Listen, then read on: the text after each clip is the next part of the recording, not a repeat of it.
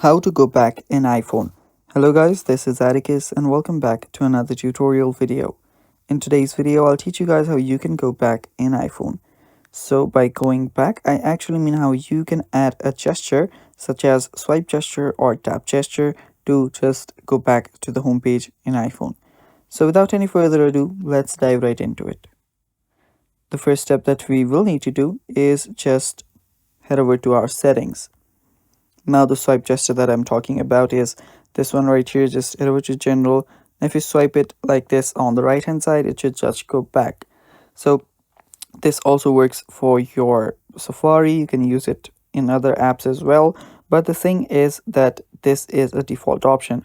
Now if you want to just add a button, you can simply tap on your accessibility tool and it should take you back to your home screen.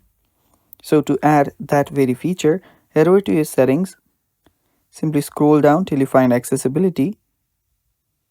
And after you find accessibility, scroll down till you find physical and motor.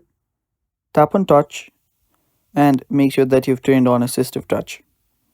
After you do that, you can just check out different options there. Head over to assistive touch and there you'll see the single tap option. Head over to single tap and then simply select home. You can select home. You can check out other options too if you want.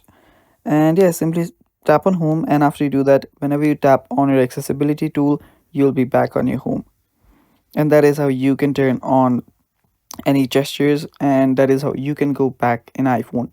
Thanks for watching. That is all for today's video. Stay tuned for more, and bye bye.